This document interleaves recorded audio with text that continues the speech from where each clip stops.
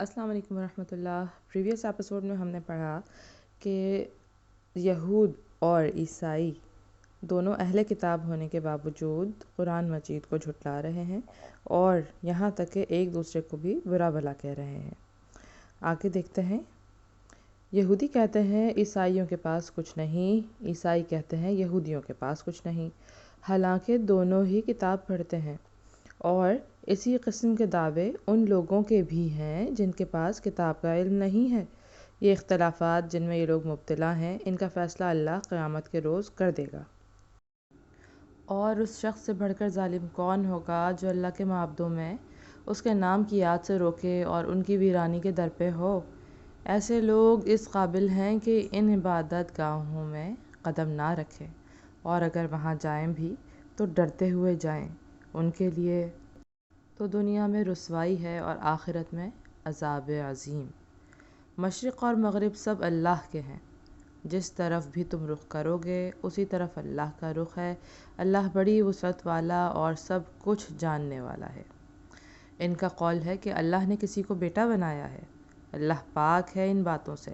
اصل حقیقت یہ ہے کہ زمین اور آسمانوں کی تمام موجودات اس کی ملک ہیں، سب کے سب اس کے مطیع فرمان ہیں۔ وہ آسمانوں اور زمین کا موجد ہے، اور جس بات کا وہ فیصلہ کرتا ہے اس کے لیے بس یہ حکم دیتا ہے کہ ہو جا، اور وہ ہو جاتی ہے۔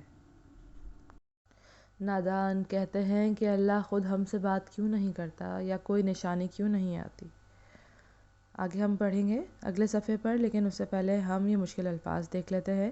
نمبر 37 کہتے ہیں کہ یہ ایک خاص شبہ کا جواب ہے جو یہودی مسلمانوں کے دلوں میں ڈالنے کی کوشش کرتے تھے۔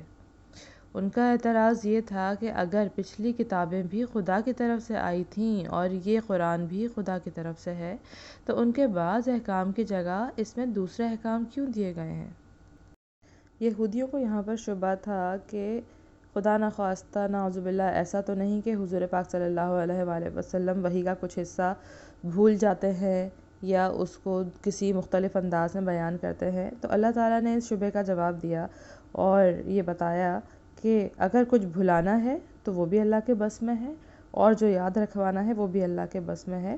تو اس میں کوئی شک کی بات نہیں کہ جو کچھ حضور پاک صلی اللہ علیہ وآلہ وسلم نے ہمیں بیان کیا ہے وہ بالکل درست ہے، اور اس پر ہمیں مکمل ایمان رکھنا چاہیے۔ اب چونکہ یہاں پر یہود و نصارہ کا عیسائیوں کا مسلمانوں کے ساتھ ایک کمپیریزن شروع ہو گیا تھا کہ کتاب الہی کے اوپر اب مستقل طور پر سوالات اٹھا رہے تھے، تو یہاں کہا گیا ہے نمبر 38 پر کہ یہودی موشگافیاں کر کر کے طرح طرح کے سوالات مسلمانوں کے سامنے پیش کرتے تھے اور انہیں اکساتے تھے کہ اپنے نبی سے یہ پوچھو اور یہ پوچھو اور یہ پوچھو۔ اس پر اللہ تعالیٰ نے مسلمانوں کو متنبہ فرمایا کہ اس معاملے میں یہودیوں کی روش اختیار کرنے سے بچو۔ اب اگلا صفحہ دیکھتے ہیں۔ یا کوئی نشانی ہمارے پاس کیوں نہیں آتی؟ ایسی ہی باتیں ان سے پہلے لوگ بھی کیا کرتے تھے۔ ان سب اگلے پچھلے گمراہوں کی ذہنیتیں ایک جیسی ہیں۔ یقین لانے والوں کے لیے تو ہم نشانیاں صاف صاف نمایاں کر چکے ہیں۔ اس سے بڑھ کر نشانی کیا ہوگی کہ ہم نے تم کو علم حق کے ساتھ خوشخبری دینے والا اور ڈرانے والا بنا کر بھیجا۔ اب جو لوگ جہنم سے رشتہ جوڑ چکے ہیں ان کی طرف سے تم ذمہ دار و جواب دہ نہیں ہو۔ یہودی اور عیسائی تم سے ہرگز راضی نہ ہوں گے جب تک تم ان کے طریقے پر نہ چلنے لگو۔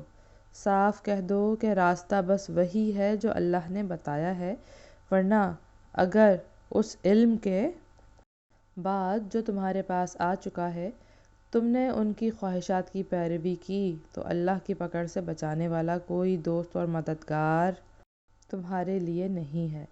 جن لوگوں کو ہم نے کتاب دی ہے وہ اسے اس طرح پڑھتے ہیں جیسا کہ پڑھنے کا حق ہے۔ وہ اس قرآن پر سچے دل سے ایمان لے آتے ہیں، اور جو اس کے ساتھ کفر کا رویہ اختیار کریں وہی اصل میں نقصان اٹھانے والے ہیں۔ اے بنی اسرائیل، یاد کرو میری وہ نعمت جس سے میں نے تمہیں نوازا تھا، اور یہ کہ میں نے تمہیں دنیا کی تمام قوموں پر فضیلت دی تھی، اور ڈرو اس دن سے جب کوئی کسی کے ذرا کام نہ آئے گا، نہ کسی سے فدیہ قبول کیا جائے گا، نہ کوئی سفارش ہی آدمی کو فائدہ دے گی، اور نہ مجرموں کو کہیں سے کوئی مدد پہنچ سکے گی۔ اچھا، نمبر 39 پر یہاں کہا جا رہا ہے کہ یعنی دوسری نشانیوں کا کیا ذکر، نمایاں ترین نشانی تو محمد صلی اللہ علیہ وآلہ وسلم کی اپنی شخصیت ہے۔ آپ کے نبوت سے پہلے کے حالات اور اس قوم اور ملک کے حالات جس میں آپ پیدا ہوئے، اور وہ حالات جن میں آپ نے پرورش پائی، اور 40 برس زندگی بسر کی، اور پھر وہ عظیم الشان کارنامہ جو نبی ہونے کے بعد آپ نے انجام دیا، یہ سب کچھ ایک ایسی روشن نشانی ہے جس کے بعد کسی اور نشانی کی ضرورت باقی نہیں رہتی۔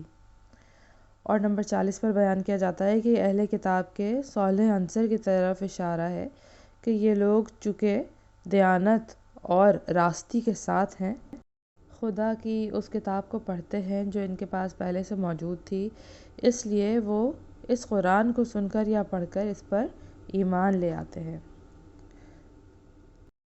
مزید ترجمہ ہم اگلی ایپیسوڈ میں پڑھیں گے۔ اگر اب تک آپ نے ہمارا چینل سبسکرائب نہیں کیا تھا تو ہمارا چینل سبسکرائب کر لیجیے اور بیل آئیکن ضرور دبائیے تاکہ ہماری آنے والی ویڈیوز کی نوٹیفیکیشن آپ تک فوری طور پہ پہنچ سکے، اور آپ کا قرآن مجید کا سبق، قرآن مجید کا ترجمہ آگے مس نہ ہو۔ انشاءاللہ پھر ملتے ہیں، اپنا خیال رکھیے گا۔ اللہ حافظ۔